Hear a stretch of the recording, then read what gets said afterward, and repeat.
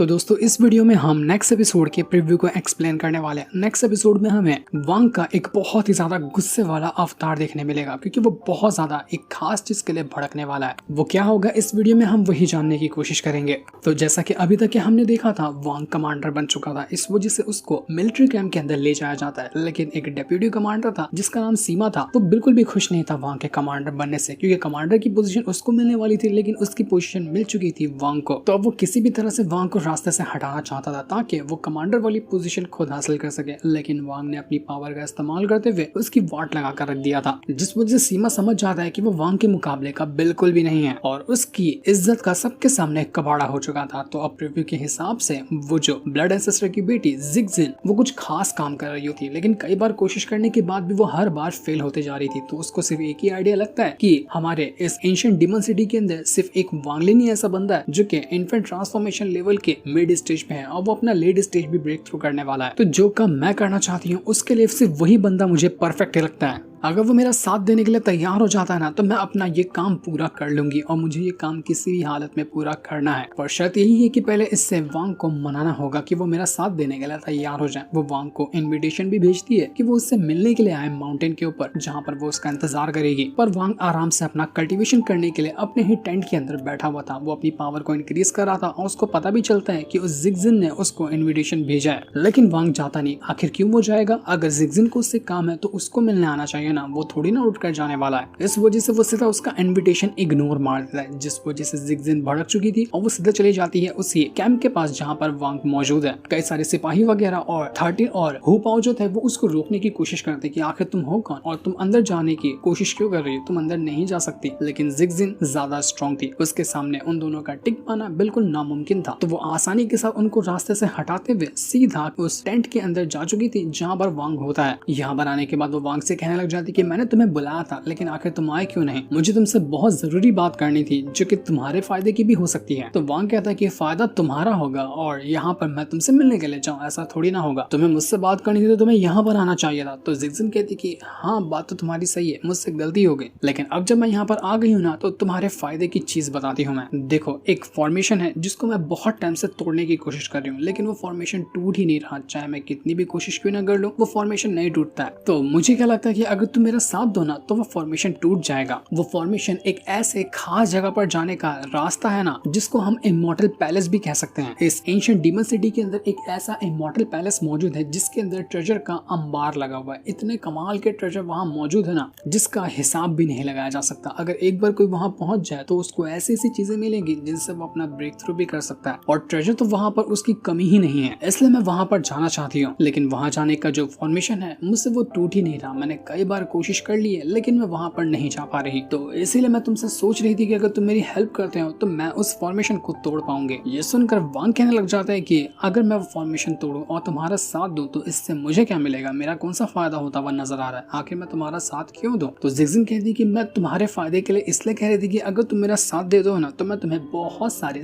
Immortal jet दूंगी। अब तुम्हें तो पता ही है कि इमॉर्टल जेट किस तरह से काम आते हैं। तुम इन्फेंट ट्रांसफॉर्मेशन लेवल के मिड स्टेज में मौजूद हो, अगर तुम उसको ले लोगे तो तुम उसके लेट स्टेज पे भी पहुंच जाओगे। मुझे पता है कि तुम्हें कितनी ज्यादा जरूरत है उसी इमॉर्टल जेट की, तो मैं तुम्हें इतना सारा वो लाके दूंगी जिसकी मदद से तुम अपना ब्रेक थ्रू कर पाओगे। उसी के साथ साथ अगर हम इमॉर्टल पैलेस के अंदर जाते हैं तो वहाँ पर जितने भी ट्रेजर वगैरह होंगे हम आधा आधा बांट लेंगे। क्या कहते हो? कैसा लगा मेरा ये ऑफर? क्या तुम इस चीज को करने के लिए तैयार हो? तुम्हें खुद की सेफ्टी के लिए ना किसी भी चीज की टेंशन लेने की जरूरत नहीं है। तुम्हारी सेफ्टी की मैं गारंटी लेती हूँ, तुम्हें कुछ भी नहीं होगा। और अगर तुम्हें थोड़ा सा भी डर लग रहा है तो यहाँ पे मेरा ये जो ब्लड पिल है ना, इसको मैं तुम्हें देती हूँ। अगर तुम्हें कुछ हो भी जाए तो ये ब्लड पिल तुम्हें हर खतरों से बचाएगा और तुम्हारी जान बचा सकता है। इसी की मदद से मैंने कई बार अपनी भी जान बचाई है, तो मैं ये तुम्हें दूंगी। तो तुम्हें सेफ्टी के बारे में तो कुछ भी सोचने की जरूरत नहीं है। वांग यहाँ पर बेवकूफ तो था नहीं, वो जैसे चेक करता है उसको पता चलता है कि ये जो ब्लड पिल है वो नकली है। इसी वजह से वांग को शक हो गया था कि ये जिगजिन जो है ना कुछ तो घोटाला कर रही है। जहाँ वो मुझे ले जाना चाहती है वो जगह कुछ ठीक नहीं लग रही, लेकिन फिर भी वांग कह देता है कि हाँ, मैं तुम्हारे साथ जाने के लिए तैयार हूँ, क्योंकि उसको वो इमॉर्टल जेट चाहिए थे। किसी भी तरह से वो इमॉर्टल जेट ब्लेड निकाल ले, उसके बाद अगर ये जिगजिन कुछ भी करने की कोशिश करती है तो वांग उसका मुकाबला कर सकता है। तो वो कह देता है कि ठीक है, मैं तुम्हारे साथ चलूंगा, तुम मुझे वहां ले चलो जहाँ पर वो फॉर्मेशन मौजूद है जिसे तुम तोड़ नहीं पा रही। तो ये सुनकर वो जो जिगजिन थी वो बहुत ज्यादा खुश जाती है और वो कहने लग जाती है कि ठीक है, हम चलते हैं। इसके बाद वो दोनों अपनी पावर का यूज करते हुए जिगजिन एक इमॉर्टल ट्रांसफर एरे क्रिएट करती है, जिसकी मदद से ये लोग टेलीपोर्ट हो जाते हैं एक प्लेटफॉर्म के पास। इसी प्लेटफॉर्म के जरिए जाया जा सकता है उस जगह पर जहाँ वो इमॉर्टल पैलेस मौजूद है, जहाँ वो जिगजिन वांग को ले जाना चाहती है।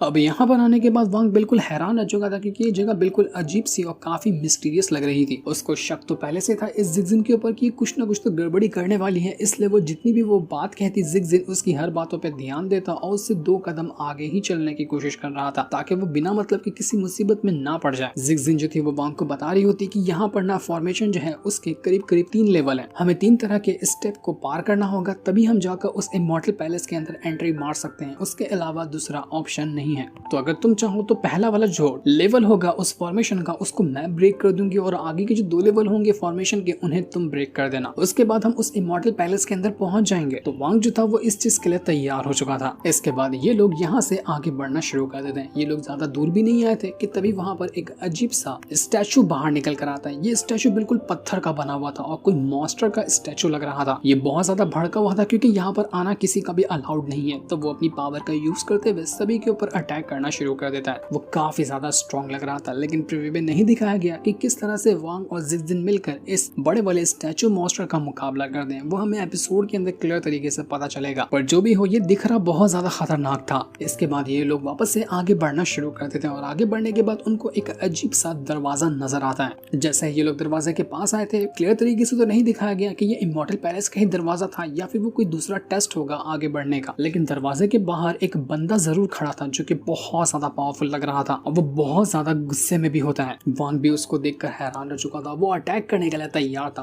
वांग तुरंत अपनी पावर का यूज करता है और अपने आर्टिस्टिक कंसेप्शन की पावर को एक्टिवेट कर चुका था और उन दोनों के बीच में हमें एक कमाल का बैटल देखने मिलेगा एपिसोड में, क्योंकि प्रीव्यू में उस बैटल की सिर्फ एक हल्की सी झलक दिखाई गई है। पूरा का पूरा जो कमाल का बैटल होगा वो हमें दिखाया जाएगा एपिसोड के अंदर। लेकिन जब ये बैटल हो ही रहा था तो वांग को लगता है कि यहाँ पर कुछ ना कुछ तो गड़बड़ है। उसको किसी तरह के ट्रैप के अंदर फंसा लिया गया है, जिस ट्रैप के अंदर से वो बाहर ही नहीं निकल कर आ पा रहा। जब वो कुछ सोच समझ पाता कि इससे पहले वो ट्रैप के अंदर पूरी तरह से फंस चुका था, तब जिगजिन जो थी वो कहने लग जाती है वांग से कि वांगलिन मुझे माफ कर देना, लेकिन मैंने यहाँ पर तुम्हारे फायदे के लिए तुम्हें नहीं बुलाया बल्कि तुम्हारी जान देने के लिए तुम्हें बुलाया। मैं तुम्हारा सैक्रिफाइस करना चाहती हूँ, तुम्हारी बलि देना चाहती हूँ। अगर तुम्हारी बलि दे दूं ना तो ये हमारा जो ब्लड क्लान है उसके लिए बहुत ज्यादा फायदेमंद साबित होगा। तुम्हारे लिए ये गर्व की बात है कि तुम हमारे लिए अपनी जान दोगे और तुम्हारी ही जान लेने के लिए मैंने तुम्हें यहाँ पर बुलाया था। भूल जाओ कि मैं तुम्हें कुछ देने वाली हूँ, वो तो सब मेरे एक चाल थी जिसके अंदर तुम फंस गए। ये सुनकर वांग का जो दिमाग में आग लगती है ना उसका कोई हिसाब नहीं था, मानो वो ज्वालामुखी की तरह फट जाएगा। वो जिगजिन से कहता है कि जिगजिन तूने मुझसे पंगा लेकर ना